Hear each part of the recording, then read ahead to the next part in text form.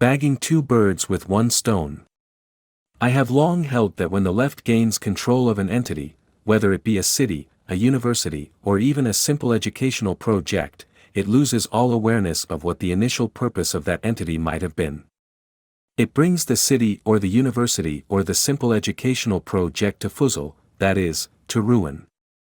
Consider almost any major city in this country. As soon as it falls under the control of the left, rather than devoting itself to filling potholes or to lowering taxes or to policing, it goes off the rails. It becomes a repository for lavish welfare for the poor or a sanctuary city for illegal aliens or otherwise indigent people. Consider the universities. They began years ago teaching their students things that they should know, such as the history of our country, how to think, how to eat with a knife and fork, the bare essentials. Now the universities of the land have courses in anger management, black studies, Latino studies, green studies, proper bathroom etiquette. Or consider the simple educational project.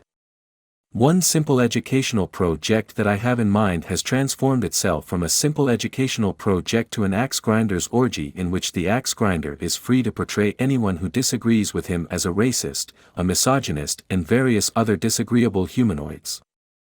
That is the way a leftist deals with disagreement, and in the meantime, his project has changed as he completely loses his focus. The project I am thinking of is the 1619 Project, being promoted by the New York Times. It claims to have discovered that America was not founded in 1776 by people who are known to history as the Founding Fathers but by people who arrived in the New World more than 150 years earlier and brought a group of enslaved Africans along with them. It is not recorded that they tried to form a government, and it took these settlers years to legalize involuntary servitude. For that matter, what about the Vikings who came even earlier than the 1619 crowd?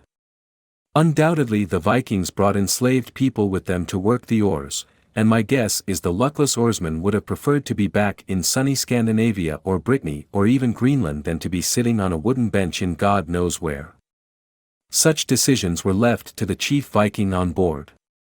Had he played his cards better, said ITL, he would be our George Washington. According to the conjurers of the 1619 Project, the institutional racism and the white supremacy that goes with it began in 1619. It persists to this very day, though black people fare even worse in much of Africa. There you will find a whole continent of them, though the conjurers of the 1619 Project are not interested in the black African's fate. There are not many of today's black Americans lining up to go back to the old continent. Let me tell you why. As explained here, Hulu's series The 1619 Project blames economic inequality between blacks and whites on racial capitalism. But almost every example presented is the result of government policies that, in purpose or effect, discriminated against African Americans. The 1619 Project makes an unintentional case for capitalism. So write David R. Henderson and Philip W. Magnus last week in the Wall Street Journal, and they deposit examples for the skeptical reader. The series, they write, gives many examples of government interventions that undercut free markets and property rights. Eminent domain, racial redlining of mortgages, and government support and enforcement of union monopolies figure prominently. Henderson and Magnus aim their fire at the enemies of free markets, but they bag two birds with one stone in their essay's title, The 1619 Project Vindicates Capitalism. In their essay, they bag the conjurers of the 1619 Project. Then they bag the opponents of capitalism. Congratulations, gentlemen.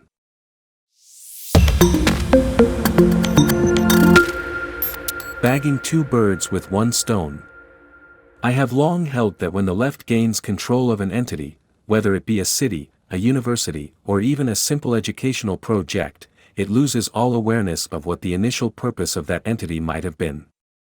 It brings the city or the university or the simple educational project to foozle, that is, to ruin. Consider almost any major city in this country. As soon as it falls